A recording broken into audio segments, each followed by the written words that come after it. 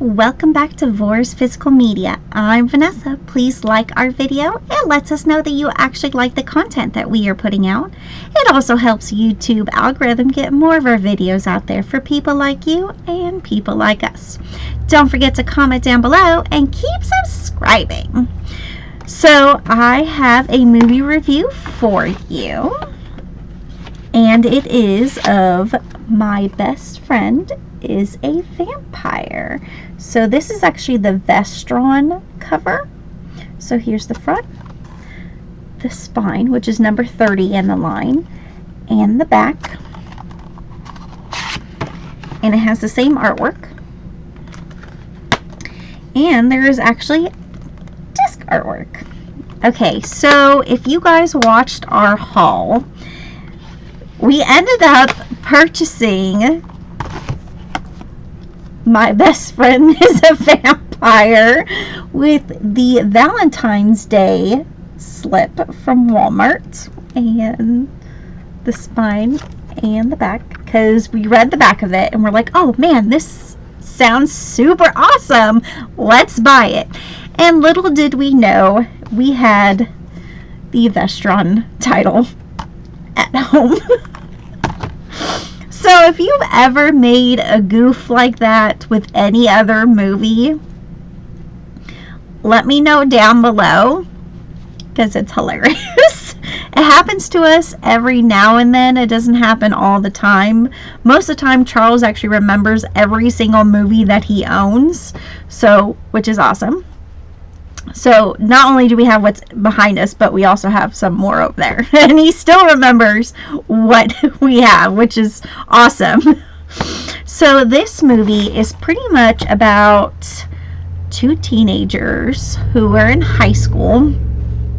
And Robert Sean Leonard is one of them. And he works at a grocery store, and he drives groceries around, and he got a new client, and so he goes over there, delivers the new groceries, and little does he know the new client is a vampire, but she's a very attractive woman, and of course she looks at him up and down, and she wants him to come back.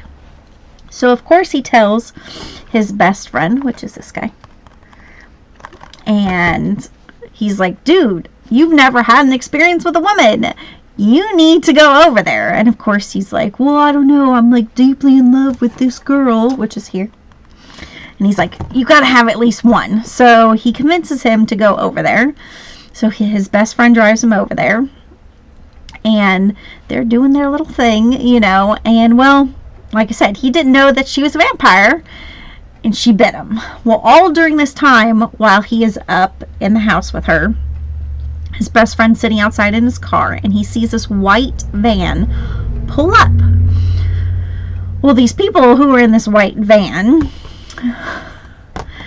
is Professor McCarthy, and he's a vampire hunter. So he breaks in, and he pretty much tries to kill this woman and kill him. So he like runs out of this house in nothing but pretty much a sheet, and he gets in his best friend's car, and he's like, we gotta go. And of course they see that he leaves, but they see the red car. They never actually saw the guy or remember his face or anything. So he gets through, and his friend notices, you know, that he's bleeding, and he's like, oh, well, you know, it's fine, you know, whatever. Well, then his friend starts getting pretty much stalked from this vampire hunter, and then his friend who becomes a vampire, he ends up seeing this like 300-year-old man, thinking it's like some cop or something, like he did something wrong, and it turns out he's a vampire as well, and he's actually there to help him on his journey to actually find alternative ways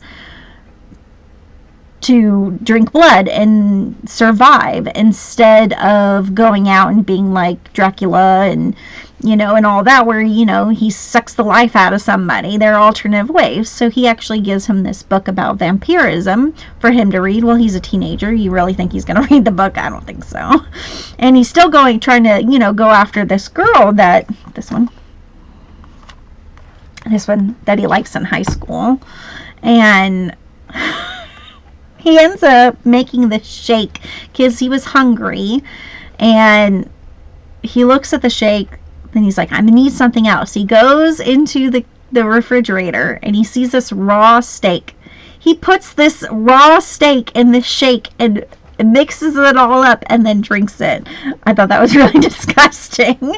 But then he, of course, like runs off because it's gross. And his dad comes down and he's like, oh, hey, he had a shake. I'm going to drink some too. Oh my goodness, it was so gross. So gross.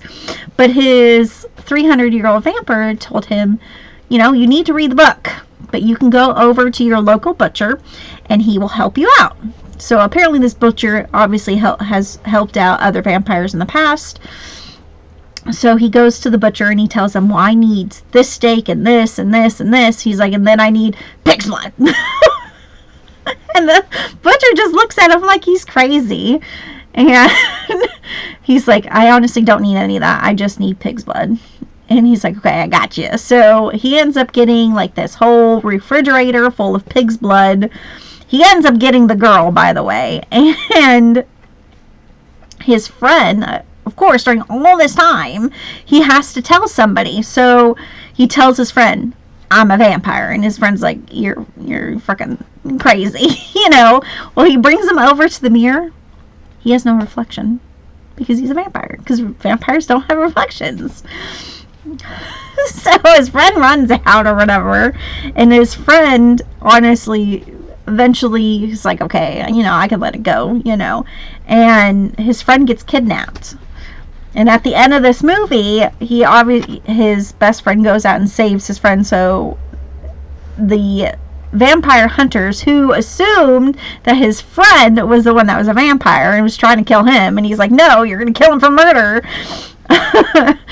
But that's pretty much what this movie is about. It's about this two teenagers. One becomes a vampire and he has to tell his best friend, and he's trying to go through it and still go to high school and still live his life. But that's what this movie is about. So there is special features. It has a audio commentary with director Jimmy Hudson and film historian Nathaniel Thompson. There's interviews, a most alternative lifestyle, a conversation with writer and associate producer Tab Murphy and production executive Ken Agato. If I pronounced that wrong, I apologize. Gabbing with Grimsdyke, an interview with actor Paul Wilson, a theatrical trailer, teaser trailer, and the still gallery. Now, it is from 1988. It has a 1080p HD definition, and it is English 5.1 and 2.0 DTS HD master audio. That's on the Vestron. So it looks like it's actually the same special features on the Walmart the Valentine's Day slip. So this movie is obviously a comedy. It's very funny. I would definitely recommend, especially this one, just because that slip is pretty awesome. And it was a really good movie. It was a really good 80s movie. And it was very funny. I would definitely pick this up. It wasn't very expensive at Walmart. That's why I said to pick it up at Walmart, because I know you can get this one. I don't know if this slip is still available or not, but I know it's not physically at Walmart. But I know you can get this one. I think this roughly costs around $10, so that's not bad of a price for a Blu-ray. So if you have not seen this movie, I would definitely pick it up. It doesn't cost that much. It's a really funny, hilarious movie, and there's a decent amount of people in it. I would definitely check it out. Please like, comment, and subscribe, and thank you for watching. We will see you on the next one.